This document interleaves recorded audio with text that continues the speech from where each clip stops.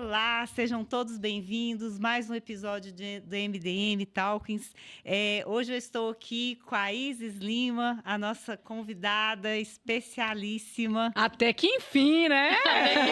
Exatamente, né? Até que enfim a gente conseguiu aqui um horário na agenda dessa pessoa tão dedicada à educação. Estou aqui com a Raquel, minha sócia, e vou fazer aqui um resumo bem breve do currículo, né? Porque se for falar tudo, acabou o horário, esgota. O horário, não tem jeito. Então, vou ser bem resumida aqui, né?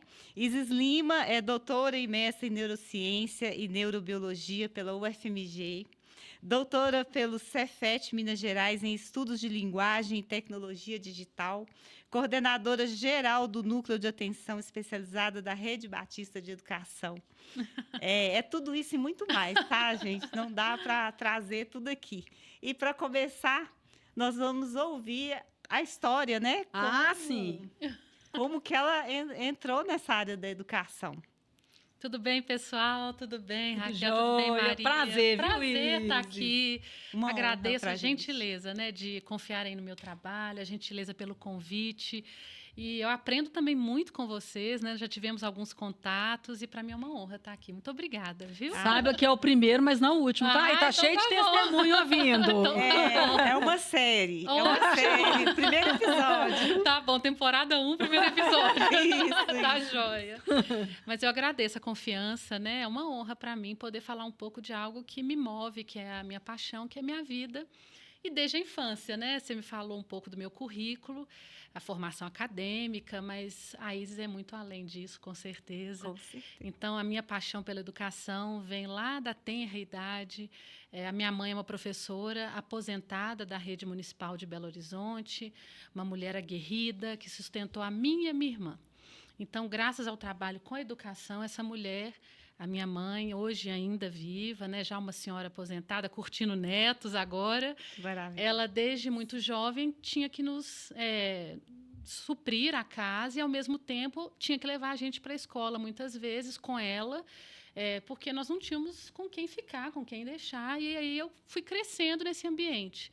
A minha mãe, ela foi professora de escolas em regiões de vulnerabilidade, em escolas, na época, tidas como especiais, e eu cresci nesse meio. Então, tenho muito carinho com a educação, que ali, vamos dizer, sempre foi minha segunda casa. E aí, por um tempo, eu brinco que a minha paixão é o ser humano. Meu interesse é pelo ser humano, sempre foi minha paixão entender a mim e ao ser humano. E aí eu acreditava que era estudar a parte física. Então, meu primeiro curso de graduação, eu fui fazer fisioterapia. Eu queria entender as dores no corpo físico. Eu pensava, tudo está no corpo físico, né? Então, a fisioterapia estuda muito anatomia, neuroanatomia. Quem já fez o curso ou conhece a matriz curricular, ela é bem focada no corpo biológico. Eu termino o curso muito jovem, eu tinha 21 anos, e aí já vem a minha angústia de alma, começa a ter minhas angústias. Não é só isso. E aí eu vou caminhando, e nesse caminho eu conheço uma equipe que começa a estudar a neurociências no Hospital Ipseng. Eu participo com um psiquiatra lá, a gente até escreve um trabalho científico, ele me convida para estar com a equipe médica da psiquiatria lá do Ipseng. Aí desenvolvi um projeto, me apaixono, né, pela área da psique humana. Eu estou com 41 anos, isso é há 20 anos atrás, a gente sabe. Carinha de 20. Não, são muito generosos. Mas porque a neurociência é muito recente no Brasil, né? Exato. E por que eu estou dizendo isso? E aí eu já, de uma forma disruptiva, talvez seja a minha jornada, eu sou a segunda turma de neurociências da UFMG. Eles abrem, né, a pesquisa, a primeira foi na USP, depois eles abrem essa seleção. Eu entro e vou para a bancada. Agora eu vou entender, eu com a minha angústia de alma, agora eu vou entender como funciona o ser humano, porque eu estou aqui na neurociências, né? Vou para a bancada, a minha dissertação foi sobre neuroplasticidade cerebral, estudei em ratinho, cobaia, muita bioquímica, estudando agora a parte mais, não tão macroscópica, mas mais molecular, né? Microscópica e molecular. No mestrado, eu, apaixonada pela docência desde sempre, eu passo no concurso para ser professora substituta do FMG, e eu era muito jovem. Nossa, que bacana. Muito jovem, eu estava com 24 Que anos. impressionante. Nossa, interessante. Mas eu fico contando isso, mostrando assim, a minha angústia e minha busca, sabe? Quando eu passo, aí eu conheço uma docente que particularmente me inspirou muito, que é a Leonor Guerra, muitas pessoas conhecem, né? A Leonor Guerra estava num projeto, não iniciando, que é o Cérebro Vai à Escola. E o laboratório que eu fiz o mestrado era o da Leonor, a Leonor já aposentou, e do Ângelo Machado, que é referências na neuroanatomia, quem conhece, na neurociências.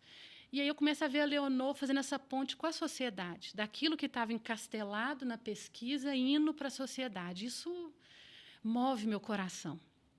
Nessa época que eu era docente na FMG, ainda substituta, porque eu era mestranda, só pode se tornar titular doutor, né?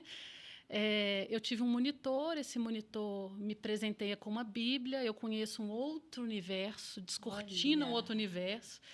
E aí, nesse momento, principalmente intelectualmente, me dispara uma curiosidade, vou ler isso tudo aqui. Eu comecei a ler a Bíblia toda, e aí me abre, me descortina um lado transcendente humano. E aí eu começo a cursar algumas disciplinas em seminários teológicos, e, enfim, Que legal. a angústia de alma, né? A angústia continua. Continua, Mas, né? mas com muita riqueza de conhecimento, Tem né? eu acho muito interessante que fala assim, ó, Muita pesquisador. Eu sempre falo, tem que doer para a gente pesquisar, entendeu? Então eu me considero com essa angústia, mas que me move, né? E aí, assim, depois disso eu cursei a pedagogia, eu quis entender mais, fiz licenciatura em pedagogia, estudei psicanálise, fiquei com um grupo 2 anos de psicanálise, me aprofundando nos estudos. Ainda considero, já cursei metade do curso de psicologia também. Estuda pouco, né, Maria? Não, mas aqui ainda Estuda vivo minha pouco. angústia. Não, mas ainda eu acho que a gente... Não, mas ela. é uma angústia de qualidade. mas Porque ela te gera um movimento. E que traz muita riqueza, né? Vai só trazendo riqueza, conhecimento. E né? aí, acho que para a gente ter isso em si mesmado, não dá. E aí é onde vem o doutorado. Quando eu conheço o Vicente Parreiras, e aí eu fico ainda nessa angústia há anos. Eu começo a lecionar no ensino superior. E quando eu começo a trabalhar com formação de professores, que tem a ver até com o tema que nós vamos aprofundar mais também, né, dentro da educação. Quando eu conheço o Vicente Parreiras do Cefet, eu começo a falar de toda essa minha trajetória. Não, nós vamos pensar aí em algo que abranja, né? Ele teve um olhar transdisciplinar, né? Uhum. E aí eu sou fã do Vicente, e aí a gente segue uma linha no doutorado que transcende as áreas, né? Mas isso é algo muito novo, porque dentro das universidades é muito fechado, são muitos guetos, muitos nichos ainda, né? E o meu mestrado era na área biológica, no ICB, né? Então, eu brinco assim, a gente tem fanáticos religiosos, mas também tem muito fanático acadêmico também. Sim, É verdade. Exatamente. Eu brinco muito isso. Verdade. Mas, assim, sua história é muito inspiradora, né? E a trajetória, e ver uma mulher que é mãe, Sim. né? Que tem a vida E pessoal, tão jovem, né? Na época. tão jovem, foi. realmente inspira, e a gente agradece e a partilha, né, Maria? Exatamente. É mais, né, do que os diplomas. Acho que todas Ah, nós, né? sem Todos dúvida. nós, né? Verdade. E é muito bom a gente, né, assim, reconhecer, né? Porque, de fato, inspira mesmo, assim, é muito bacana. Agora, em relação ao doutorado, eu queria que você explicasse um pouquinho para a gente e para quem está nos ouvindo essa questão da educação integral, assim. Ok.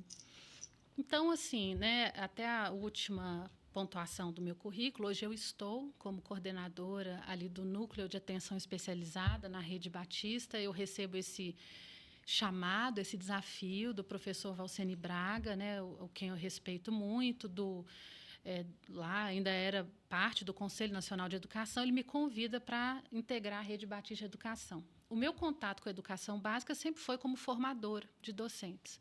E por que eu estou dizendo isso? Porque o doutorado ele acontece, então, num cenário da educação básica. Eu estava numa instituição de ensino superior, Cefet, mas ele acontece como uma ponte com a educação básica. Isso é muito complexo também, porque a gente ainda tem abismos entre o que se acontece no ensino superior até chegar na educação básica e também o que acontece na educação básica até atingir o ensino superior. Então, a gente muitas vezes tem... eu não me identifico, mas aquele pesquisador, mas respeito, que dedica a vida inteira dentro de um laboratório, bem como eu disse, num gueto, bem encastelado, É muito útil isso, mas muito distante da população, muito distante da sociedade, muito distante do que realmente dói ali, né, no público. Então, quando eu vou para a educação básica, eu começo a ter contato com essas dores da educação básica que a gente já ouvia falar, de estudar, de saber, enfim. Então, primeiro, a minha experiência de viver, de experienciar, estar dentro, pela oportunidade da Rede Batista, mas principalmente estar dentro de uma instituição de educação básica, começa a me despertar para dores que são urgentes, para dores que são preocupantes, não só para a Rede Batista, mas eu digo para a sociedade como um todo, brasileira, né, específico, e começa a doer, e a pesquisadora, né, pesquisadores, não consegue dormir com essas angústias, sei, exatamente. com essas perguntas, e eu discutindo com o professor Vicente, carinhosamente professor, mas ele é um pós-doutor, reconhecidamente no Cefet, né, um amigo também. E aí a gente começa a delinear, juntamente com as necessidades que a gente encontra na educação básica, o quê? A formação docente, ela precisa, tanto assim, do educador ao educando, de um olhar que vá além somente da faceta cognitiva e intelectual. Exato. E aí a gente começa a perceber que as demandas atuais, elas estão sendo muito na contramão até. E aí, como criar algo a partir disso? Como resolver esse problema? É um problema, é uma pergunta. O que fazer? Então, surge o projeto, né, que é um projeto de residência pedagógica, que eu desenvolvi como autora intelectual e também geri esse projeto, que se tornou uma residência lá dentro da Rede Batista de Educação, né, claro, com toda o aval, com toda a equipe ali participando desse projeto. Mas aí o projeto acontece ali e, graças a Deus, né, foi um projeto que recebeu até um prêmio, né, de projeto inovador. Eu fiquei muito feliz aqui de Minas pelo Cinep MG. Parabéns. Obrigada. Parabéns. E eu considero que isso é somente um degrau, né? Eu não considero que resolvi, não, né? Porque eu considero que é um degrau, porque as pesquisas na área da educação hoje no Brasil, elas ainda são incipientes. Então, assim, dados robustos, tratamento estatístico, deixa eu ver se esse método funciona, deixa eu ver. A gente ainda tem no Brasil, a educação ainda não caminha tão lado a lado com a pesquisa acadêmico-científica, né? São pesquisas, às vezes, muito mais relatos, né, descritivas. E a proposta do doutorado era que ela fosse quanti-qualitativa. Então, ela tem uma análise documental, uma análise de dados, uma estatística de todo esse programa, de como ele funcionou. E você pode falar assim, de alguns dados? Pelo menos alguns para a gente. Olha que eu já estou antecipando até.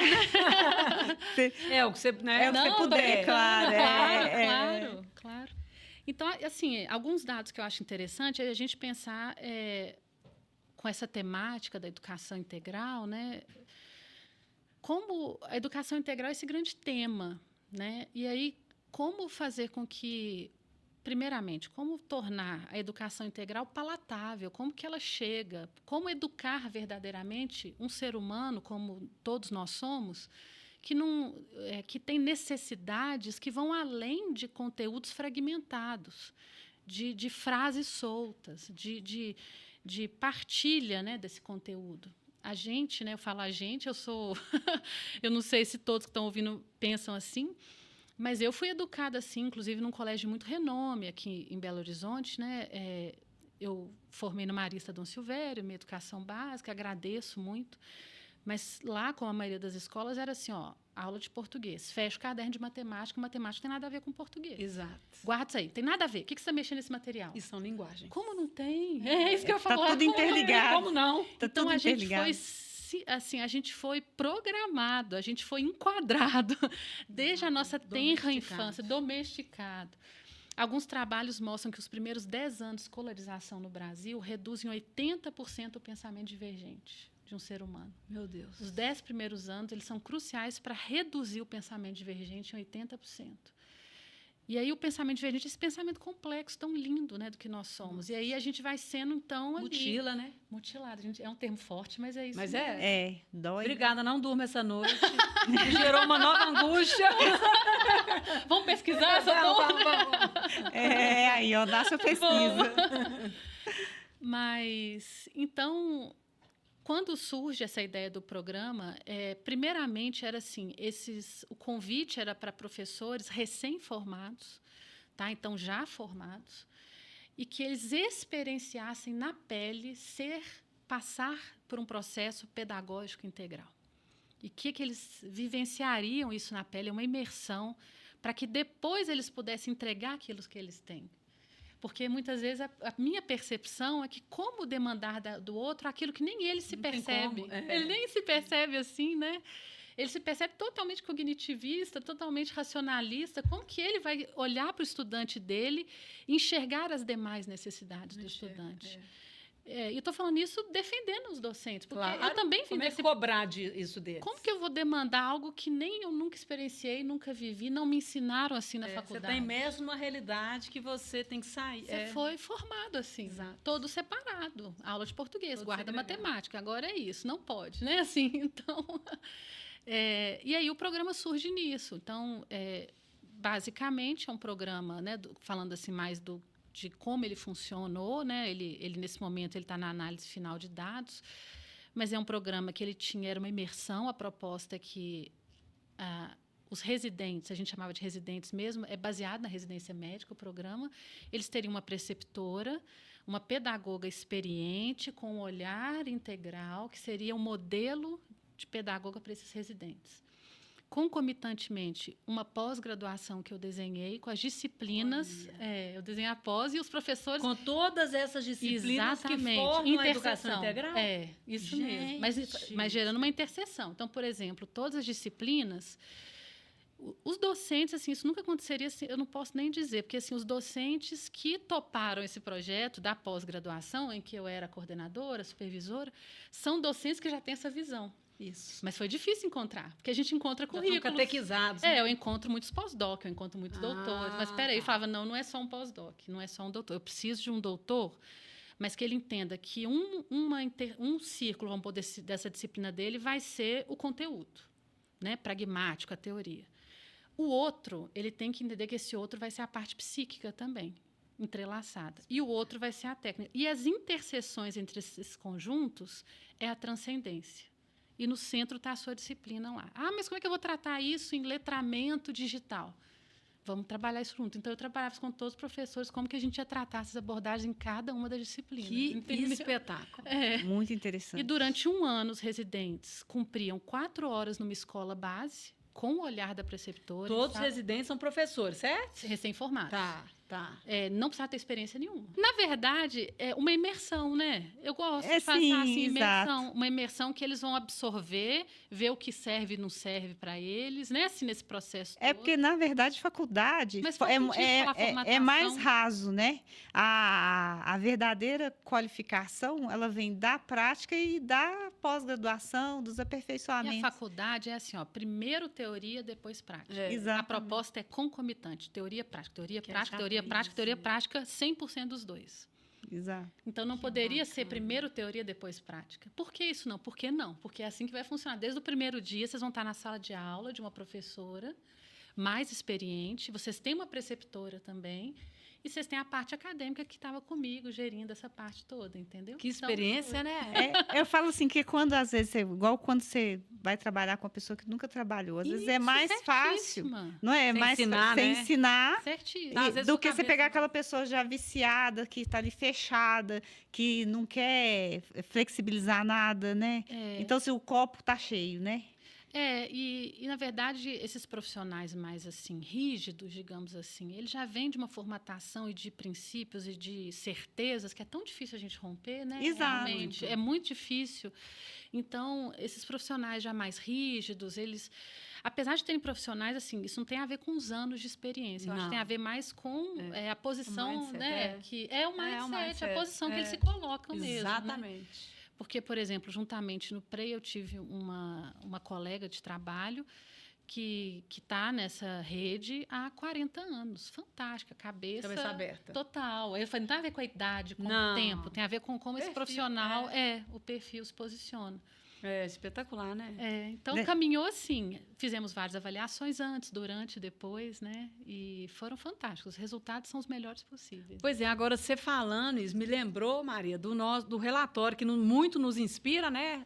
No nosso trabalho aí com o MDM, que é um relatório que a Microsoft, não sei se você viu, publicou junto com a McKinsey uma pesquisa que eles fizeram. Chama Sala de Aula De 2030. E eles falam o seguinte, a Microsoft falando, gente, a gente consegue achar facilmente meninos, né, profissionais capacitados, que a gente contrata na Microsoft e muito rapidamente tem que demitir, porque não sabe trabalhar em equipe, não aceita um feedback negativo, não tem estrutura emocional, não tem inteligência relacional. Como que isso conversa com a educação integral? Ótimo, total, né? Total. A educação integral, vamos dizer assim, o que é integral, né? Eu acho que é até bom a gente esclarecer, porque muitas pessoas confundem com tempo integral. Exato. Isso, né? exatamente, exato. Então a educação integral, vocês estão falando que a gente tem que deixar todo, o dia todo. o dia Não, todo. não, você pode deixar o dia todo, pode ser mais do mesmo. E continuar com essa educação totalmente fragmentada, né? Quando a gente pensa em educação integral, eu gosto muito de dar esse exemplo, quem já foi meu aluno vai ouvir isso aqui, vai lembrar, e ela dava esse exemplo em sala. Coisa boa. Mas assim, eu gosto porque eu acho que ilustra, né? Quando a gente pensa numa pedra bruta do diamante, ela é linda, ela reflete a luz única que reflete um diamante quando é lapidada. E para ser lapidada, né, tem que ser lapidada igualmente as facetas dessa pedra. Por que eu digo isso? Essas facetas, esse ser multifacetado, eu transponho para nós. Então, a faceta cognitiva é uma. A faceta psíquica é outra. A faceta transcendente, e aqui me refiro transcendente sem falar de religiosidade, e não pretendo pregar nenhuma religião aqui, mas respeitando esse olhar de algo superior, um bem comum, um propósito maior, né? Então, esse ser que é físico, cognitivo, psíquico, transcendente, esse ser biopsicossocial, mas o biopsicossocial exclui o transcendente. Eu queixo vários termos que a gente usa. Mas por que eu estou dizendo isso? Esse diamante só vai emitir essa bela luz, né, refletir essa bela luz, quando ele é perfeitamente lapidado. Né? Então, as joalherias mais famosas é porque elas lapidam esse diamante perfeitamente. Tanto que os falsificadores são exímios lapidadores, né?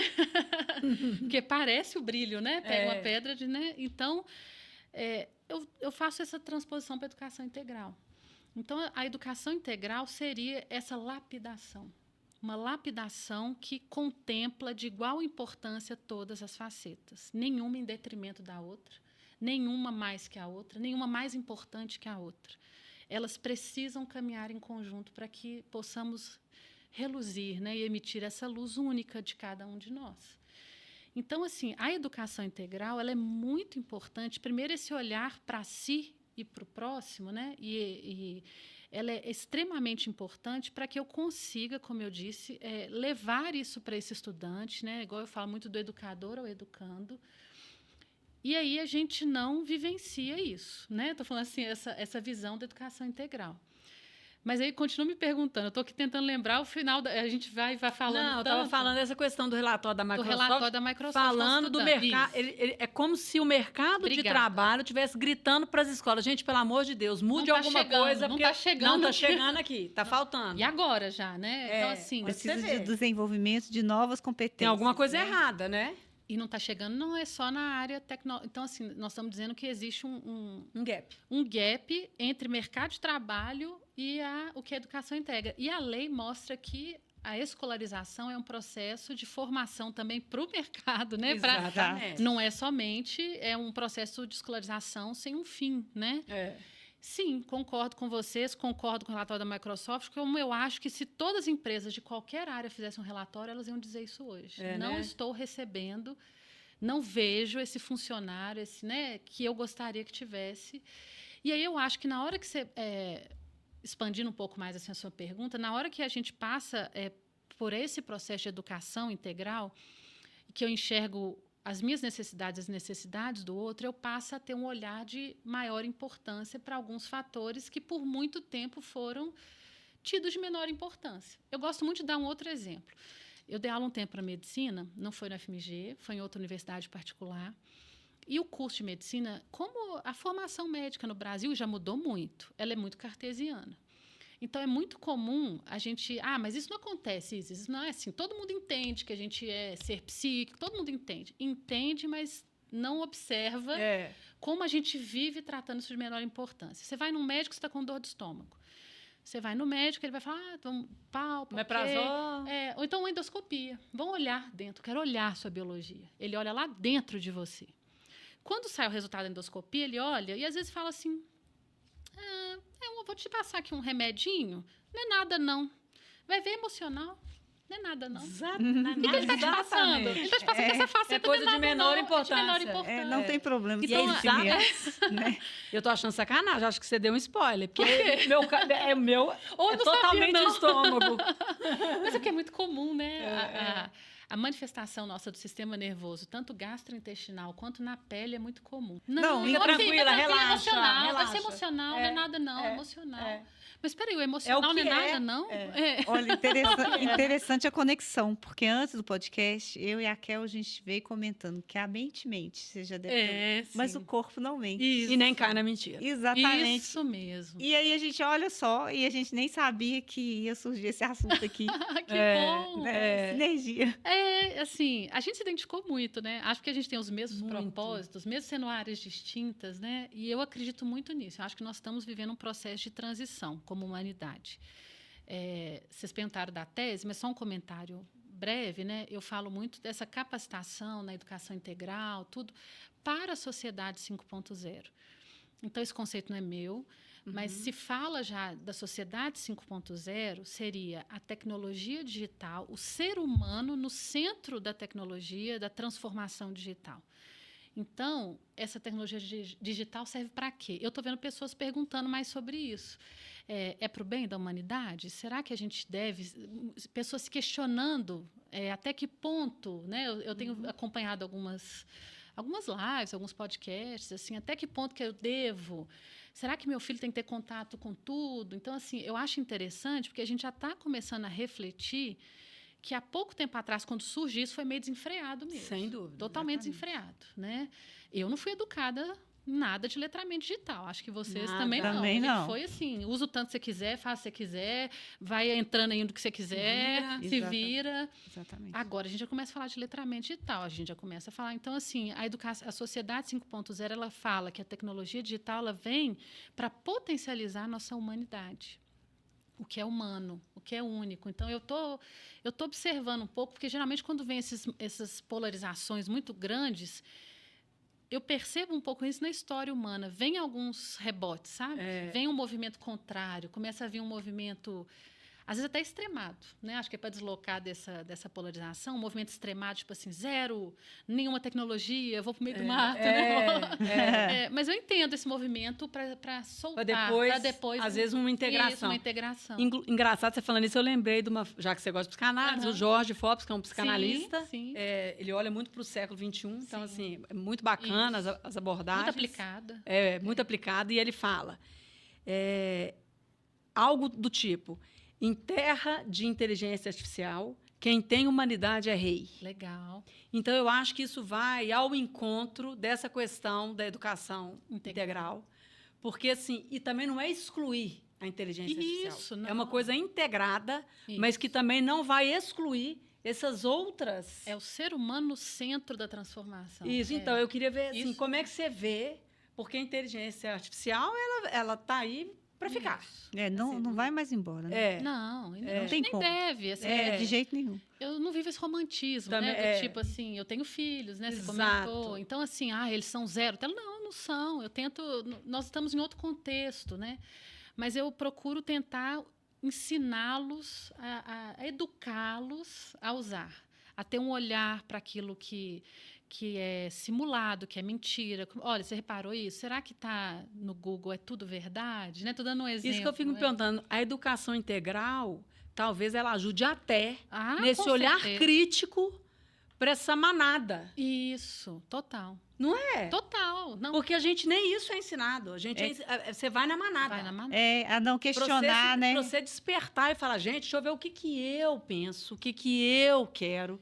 É, Qual que é a minha experiência de vida? Porque às vezes você lê uma notícia, não, é isso. verdade. Não, mas a minha experiência pessoal diz o contrário. Isso, exatamente. Isso está me incomodando. Isso É. aqui eu não acho que Tem é gente que isso. fala assim, não, outro dia eu ouvi na academia, não acredita em mudança no ser humano. Eu penso assim, gente, claro que eu já mudei. Nosso Se cérebro é eu já plástico. mudei, A gente eu muda acredito. o tempo todo.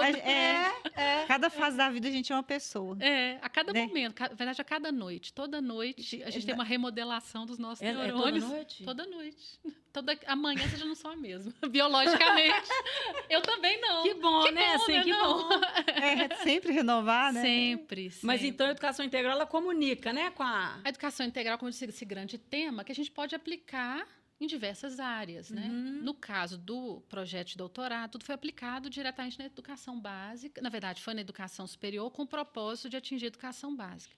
Mas como é uma grande área, você pode transpor ela, né, para todos os setores, né? Como vocês trabalham, né, no setor do direito, por exemplo.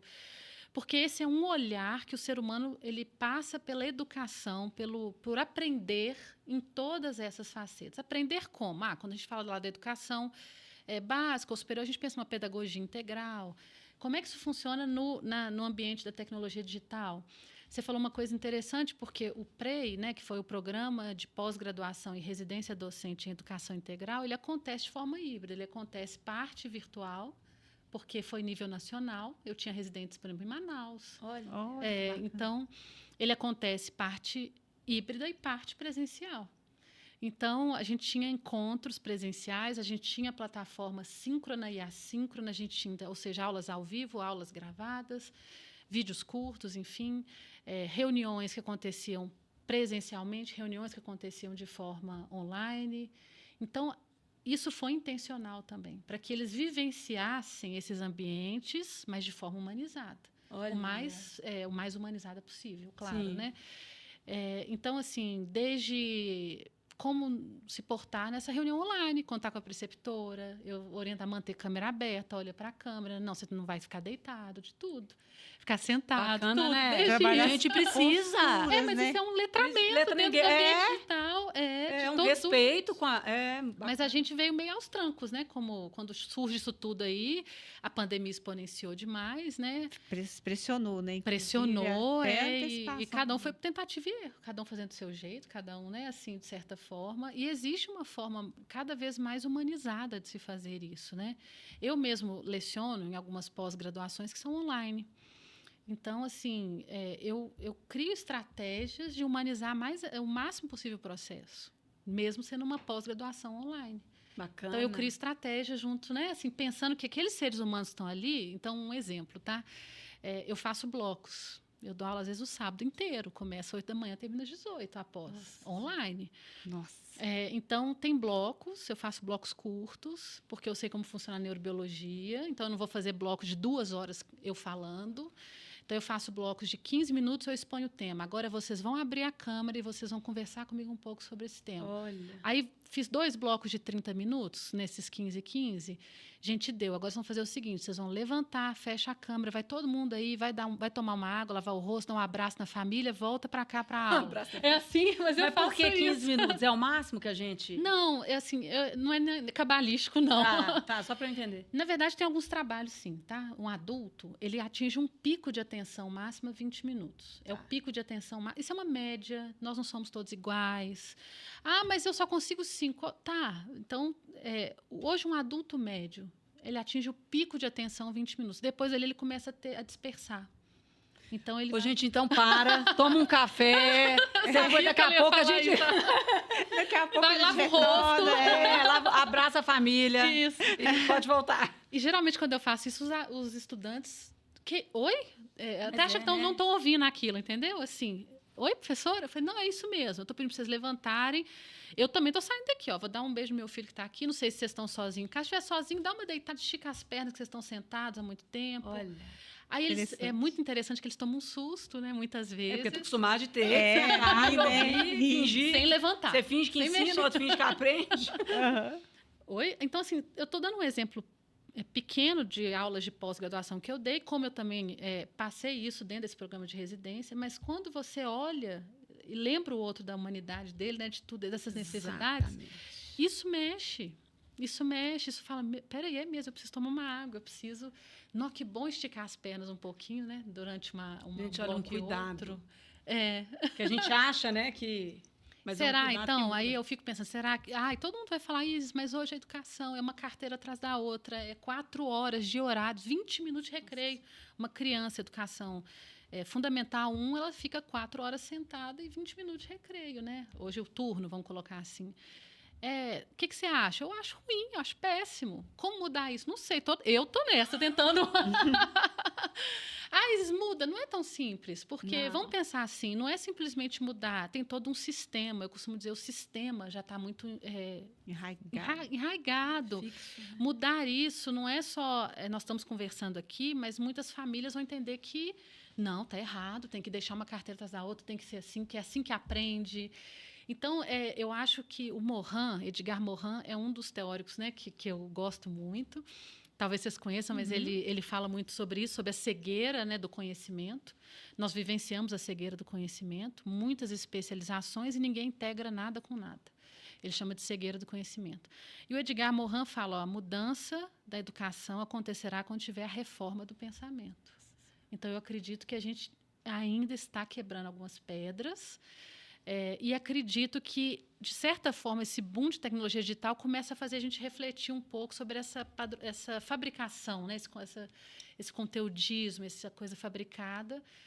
E eu acredito muito nessas gerações que vêm. Eu não sou tão pessimista assim, não, Isso, sabe? é importante isso, deixar esse recado de otimismo mesmo, né? Agora, eu queria saber, apesar do nosso horário estar quase encerrando, ficaria aqui horas. Porque você é uma estudiosa, né? E isso é muito, muito bom, né, Maria? Bom demais. Qual que é a maior dificuldade, assim, se você pudesse nomear, dentre várias, fácil, não consigo nem imaginar, né? Do programa, do que você viu, se você pudesse nomear, assim. Eu vou acabar me delongando, porque eu sou professora também, entendeu? Você não me pede para ter uma resposta assim, pá! Então não, pode delongar, então pode delongar. Eu estou tentando fazer as respostas mais curtas. Ô, gente, é difícil, assim, a gente tem tanta coisa, né? Pensa que tristeza dar uma resposta única para uma pergunta. Eu falo assim, só tem essa resposta, né? Não, às vezes tem tanta coisa que a gente quer trazer quando faz uma pergunta. Então, você viu vontade. Você viu que eu até me perdi, mas eu acho que você então, gostou. quais são as 150 de maiores de... Bom, olha, você refere à educação integral? Deixa eu só tentar, assim, no âmbito mais da educação formal, da educação básica, ensino superior, mais da educação formal que a gente tem. Olha, eu acho que das maiores dificuldades, ou a maior, né, que você... Não, como preferir. Como preferir? É porque eu fico pensando assim, quem sabe se a gente olhar para a maior dificuldade que ela teve, a gente consegue... Eu não consegui descobrir ainda um único fator. Tá? Assim, eu estou falando assim, até com os resultados, assim, qual seria essa a maior dificuldade. Mas algo tem me indicado a pensar que nós aqui no Brasil, por que eu falo no Brasil? Gente, é porque eu não tenho conhecimento tão amplo em outros países. Okay. Eu tenho uma passant, assim, então eu não consigo opinar de uma forma tão aprofundada. Mas aqui no Brasil, eu entendo que a gente enxerga as licenciaturas, a gente enxerga a licenciatura em pedagogia ou as demais licenciaturas quase como ensino técnico. Então, as pessoas se formam no nível superior, mas elas acabam sendo meio que enquadradas, doutrinadas, a se enxergarem como tecnicistas. Eu não vejo nenhum mal ser um tecnicista, não é isso. Mas eu entendo que a docência ela é muito mais... Né? O olhar de um professor ele tem um ponto ali de convergência com tudo isso do integral, que quem é um professor, ele olha para um estudante e fala, ele não está bem hoje. Esse aqui tá... Não sei se vocês já tiveram essa sensação como professoras ou se já vivenciaram como estudantes, né? Ele está com um rostinho diferente hoje. Isso em uma faculdade ensina. Como é que você sabe que o rostinho dele hoje, né, assim, desse estudante... Então, sabe esse fator... A gente fala fator G de inteligência, mas às vezes eu falo assim, fator G da docência. Então, a gente não vai chegar nisso se a gente continuar enxergando essa capacitação, essa formação superior como técnica. como assim técnica? É só executar. Então, quantas vezes que eu dei formações docentes e os docentes falam, mas me fala como eu faço com estudante tal? Como eu faço com estudante que não quer fazer exercício? Como se eu pudesse dar um protocolo técnico, entendeu? Assim, etapa 1, etapa 2, etapa 3, executou. Porque técnico é um que executa técnica, né? Já segue os passos ali, receita de bolo. Então, dentro do programa do doutorado, o mais difícil com os residentes, na minha opinião, foi romper a visão tecnicista que eles tinham de si mesmos. Tá. Quase que cultural, né? Eu só queria assim, mas que horas que eu vou aprender? Como é que eu vou aprender da aula? Como é que eu vou... Entendi. Olha, deixa eu te falar uma coisa, você é um profissional de nível superior. Você é um pesquisador, nível superior, produz material acadêmico. Uma pessoa de nível superior, ela tem que pensar que ela deixa registros, ela forma opiniões, e, aliás, eles eram já pós-graduados, né? Eles estavam cursando a pós-graduação. Tanto que eles tiveram que desenvolver um projeto e um artigo durante também, tá? Foi um dos outros caminhos também dentro, né? Então, assim, até para escrever, quando eu propus que eu seria orientadora dos residentes, e fizemos em grupo que eles tinham que escrever um artigo. Em quê? Dentro do que vocês estão vivenciando dentro das escolas básicas. Eu vi... A gente quer escrever sobre educação inclusiva. Não, a gente quer escrever sobre segurança escolar. São os temas que eles escreveram mesmo. Quando foi... Não, eu não sei escrever. Eu não sei produzir. Não sei. Como é que faz pesquisa? Eu não sei. Eu falei, não, peraí, você é profissional de pós-graduação. Eu tive que retomar, às vezes, coisas que, na minha opinião, eu tive que tentar quebrar crenças nesses já docentes, que eram de que eles... não eram capazes de ter esse pensamento divergente, de olhar para o ambiente, fazer uma pergunta, testar essa tese e produzir um material. Por que eu digo isso? Então, eu comecei a perceber assim, eles realmente se observam como meros executores. E aí eu falo, vocês não são, vocês são muito mais, vocês são a base da nossa sociedade. Você, o professor, e me perdoem meus colegas de ensino superior, vocês também, que já foram docentes, mas a educação básica, a educação infantil e os pedagogos são a base do nosso país. Eu falei, não pode. Sem dúvida. Vocês são a cabeça pensante, vocês estão formando as cabeças pensantes, vocês têm que ter um olhar assim muito mais aprofundado, entendeu? Assim, do que vocês, não que vocês tenham que produzir artigo científico, não é nada disso, mas tem um olhar, né, de onde que eu pesquiso, o que eu questiono, que literatura é essa, senso o que crítico, é isso, pensamento divergente. Mas não estou falando por mal, eles não se veem assim, entendeu? Entendi. Eles se veem assim, mas como que eu dou aula assim? Eu quero aprender como faço com esse estudante. Como é que eu faço para aqui, para esse ponto aqui? Entendi. Mas não é assim. Da faculdade, né? A faculdade na nossa formação também é assim, bem engessada. Parece tecnicista, né? Assim, você está executando técnica. Exato. E aí eu estou achando, talvez o ponto mais difícil foi quando eu me deparei com profissionais que eles achavam que estava... Eles falavam assim, não, isso aqui é demais, não dou conta. Como não dá conta? Dá conta, você é muito inteligente. E assim, eu tive que trabalhar muito esse processo psíquico durante o PREI com eles, o processo transcendente durante o PREI, porque assim, era uma questão de... veio uma desilusão durante o programa, que eu acho que é um dado interessante. Parte desses residentes quase que entraram num processo de luto com a profissão, de luto mesmo. Foi interessante, mas foi sofrido. Eu sofri muito junto com eles, assim, não quero isso para minha vida. Tá tudo errado. Isis, nós não vamos dar conta. Sabe, começou assim, tá tudo errado, assim, o sistema. Sim, junto com a gente... sofrido. Eu comecei a abrir cadeados, entendeu? Mas para reconstruir, é preciso de mexer na zona de conforto. Então, foi uma catarse, assim. Sabe? Assim, para te falar a verdade, assim, o programa fez com que esses residentes, eu tenho certeza, eles se balançaram muito. Não foi só profissionalmente. Quando eu comecei a trazer várias questões, a gente conversava de várias questões. Não, mas espera aí, eu não aprendi isso na faculdade, não aprendi isso, entendeu? Começa a vir várias... Foi quase um luto que eu entendi que uma parte assim vivenciou e que aí que surge aí que surge, eu acho que a figura também, né? E aí que surge a figura que falta no nosso país, que eu queria falar também como para mim o segundo ponto de maior problema, referenciais de excelência na nossa educação. Nossa Senhora. E aí para onde que esses recém-formados, enlutados com a educação, pra quem frustrados, que olhar para quem? Vão olhar para ser igual a quem? Entendeu? Assim, porque a gente olha assim, nossa, eu queria ser igual. Eu falo muito da Leonor Guerra, eu tenho contato com ela até hoje, a Léo. Eu falava, quando eu era 21 anos... Você tem a referência. Eu vou ser igual a Léo, sabe? Assim, então, assim, cadê esses referenciais de excelência dentro da educação integral no nosso país? Então, para mim, surgiram esses dois pontos. Aí, não me colocando como supra-sumo, mas eu e a preceptora... Nós estamos diante de uma, né? Não. Nós estamos diante, sem dúvida. De uma aprendente ainda. Mas eu e a preceptora tivemos que gerar um acolhimento, gerar um acalentamento, assim... Vai dar certo, nós estamos aqui juntos. Não podemos animar. Olha aqui, nossa vida foi entregue. Eu e a preceptora é uma mulher também madura, assim, mais experiente. Estou dizendo isso porque, assim, interessante, sabe? Interessante.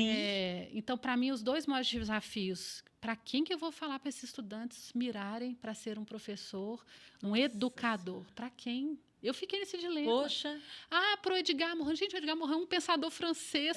Não, eu quero no Brasil alguém que está aqui, entendeu? Essa noite eu não durmo, não, Maria.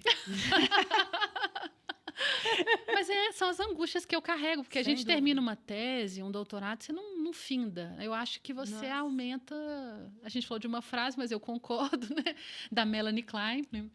Para cada fruto do conhecimento que a gente prova, a gente é expulso de um paraíso. Sem então, dúvida. ao finalizar esse programa de doutorado, eu não entendo que... Eu acho que aumenta a minha dor, sabe? No sentido Eu acho que você expande o cérebro e aí a área do desconhecido também expande. O contato com o desconhecido expande. Exato. Mas isso é vida. Vida. Sabe, isso é viver. Isso Vida. é o afã de continuar vivendo Isso. e buscando. Sabe? Eu queria te falar, Isa, assim, né, Maria? A nossa empresa converge com a questão da educação integrada. Com certeza, eu porque sei a gente, disso. né, a gente quer levar, a gente leva justamente a questão de ensinar mesmo. Formação ampla, né? A gerir conflitos, porque né? o menino delega para o pai delega para o juiz. E ninguém se No meio disso tudo, ele não aprendeu. É porque não aprendeu e não ele não aprendeu. Exatamente. Ele não aprendeu, ele não tem as ferramentas. Sobrecarregado e não tem tempo também para isso. Exatamente. É onde eu acho que a inteligência artificial vai ajudá-los a ter tempo para ter um olhar para essas outras questões além do cognitivo. Concordo. Para ela fazer o operacionalizar, né? Exato. Dá para integrar. Ela operacionaliza o que tiver que operacionalizar e ele vai para o lado humano. Exato. Agora sim, você é uma mulher à frente do seu tempo, obviamente. Meu Deus, que gentileza. Mas com certeza. E isso é muito bom, mas certamente essa angústia que você carrega vem daí, porque você olha e vê mudanças que podem acontecer e não podemos desanimar. Não. Então, assim, né? Conte com a gente na nossa limitação para o que der e vier. Gente, nós já temos essa parceria, né? Como amigas também. Mas temos que aproveitar a presença dela, né, Maria? Para pedir um livro, uma indicação ou um filme. Nossa! Eu acho interessante essa formação que ela fez com esses profissionais, porque ela vai gerar esse sentimento nesses novos profissionais e são sementes, né, que vão ali dando frutos. Então, assim, é uma mudança de paradigma, né, de padrão cultural. Lenta. E que é lenta, mas trabalho de formiguinha, gente. Por isso que eu falo, já não pode desanimar. Às vezes eu falo, Jesus andou com poucos discípulos, né? Com 2 discípulos, algumas literaturas falam. Então, quem sabe, né? Não podemos desanimar. Quem sabe ele não andou com milhares ao mesmo tempo, né? E dali, né? Deus, pela misericórdia dele, permitiu que expandisse. Então, eu sempre me coloco nas mãos de Deus, sou uma mulher de muita fé, e aí acredito, né? Que esse seja, igual eu falei, um degrau. Eu espero que as futuras gerações, quando eu nem estiver mais aqui, entendam que na nossa geração teve alguém que já se angustiava e busquem alguma literatura, entendeu? Mas quando você traz que eles tiveram um luto, né? Tiveram ali um desconforto, é sinal que isso já produziu uma semente. Eu também acho. O fato de, embora pareça desconfortável, mas esse resultado é muito bom para mudar a mente, né? Sim, e eu acredito que no momento certo frutifique. Quando eu falo assim... porque tem os tempos emocionais, né, Isa? Todos, claro. Cada um no seu tempo, exato. Jovens, imagina. Não é fácil digerir. Você sacudiu pessoal, né? Entre por exemplo, meu mestrado e meu doutorado, foram 10 anos. Pois é. Porque eu precisei de um tempo também, sabe? Assim, me organizando. Não é uma coisa que, às vezes, lendo o currículo, parece que é uma coisa atropelada. Assim, não. Peraí, o que eu estou entendendo? É isso, sabe? A gente começa a ter que pôr as ideias no lugar e eu também espero que eles saibam, os residentes, claro, até ouvindo isso, né? Que eles têm para onde correr. Exato! Exato, e a gente também, né, Maria? Não só a minha, a preceptora, os professores da pós, é isso que a gente queria também, entender que eles não estão soltos aí, como docentes no mundo, eles, tentar de alguma forma, se não for uma referência profissional, uma referência para uma conversa, para um debate, né, para uma troca. Então, assim, eu sinto esses dois problemas hoje que são ainda os que me angustiam, sabe? Nossa, espetacular. Muito bom mesmo, muito rico, linda a sua trajetória, né?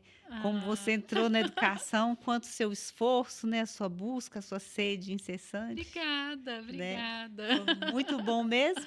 E a gente queria que você deixasse uma mensagem para o nosso público. É uma sugestão de livro, Isso. ou uma frase, o que você Gente, sentiu eu no até se coração. importa de eu pegar aqui para ler? Imagina, Não, fica à vontade. colar aqui é autorizado.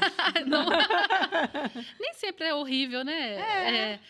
Quantas vezes em algumas provas, alguns professores fazem isso no ensino superior, né? Eu entendo que não em todas, enfim, mas várias vezes eu dei neuroanatomia, que era uma disciplina de pura decoreba, né?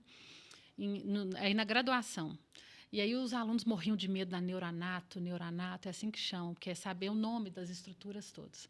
Eu falava, vamos fazer o seguinte, vocês vão ter metade de uma folha de ofício, ou seja, tamanho A5, vocês vão pegar uma folha A4, partir no meio, com a letra de vocês, não pode ser xerox, vocês podem trazer no dia da prova com tudo que couber nessa meia Bacana. Pronto, eu atingi o que eu queria, porque eles tinham que decorar. Eu sabia que não ia caber ali. E não tudo. precisa.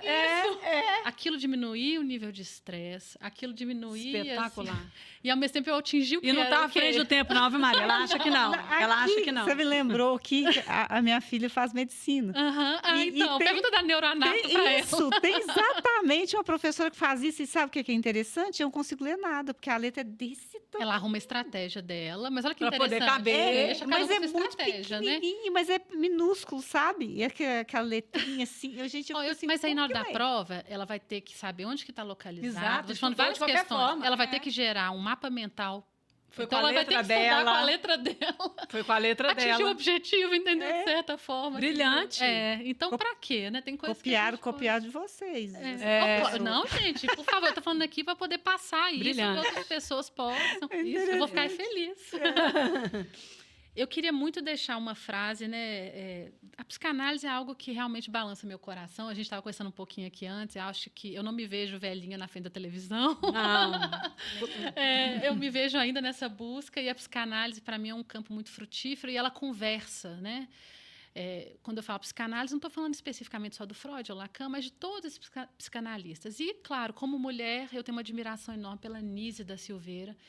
Quem não buscou, então eu indico o filme, né, O Coração da Loucura, foi gravado pela Glória Pires, está no YouTube até liberado, já é antigo esse filme, mas eu sou fã, que conta a história da Anísia da Silveira, tá? Então, para quem não assistiu, acho que tem tudo a ver com a gente, o olhar dela. E eu queria deixar uma frase dela, da Anísia da Silveira, né? Ela fala assim, não se curem além da conta, gente curada demais é gente chata. Todo mundo tem um pouco de loucura.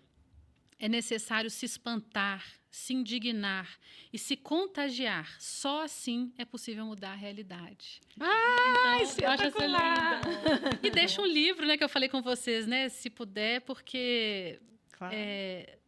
eu acredito isso. Eu acho que eu estou meio nessa loucura também. Tudo é meio loucura. Eu também. A gente tá, né, Maria? É o mesmo barco. Nós todo estamos mundo no mesmo barco. Eu falo para minha analista, tá tudo bem aqui. Vamos pegar o rei. E aí eu deixo da Joyce McDougall em defesa de uma certa anormalidade. Né? Por que eu deixo isso aqui? Não é estimulando nada disso de loucura, romper, não é isso. Mas esse inconformismo, de certa forma, ele é interessante. Né? Assim, ele é bom.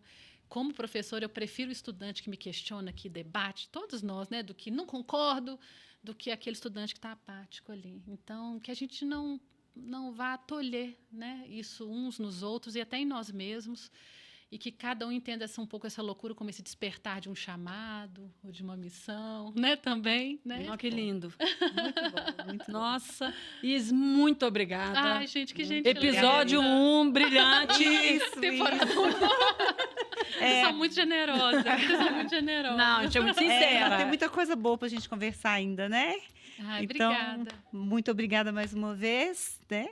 E para o nosso público, muito obrigada também pela atenção. Nós aguardamos vocês no próximo episódio, que provavelmente a Isis volta. Oh. Obrigada e até a próxima. Obrigada, gente. Tchau, tchau.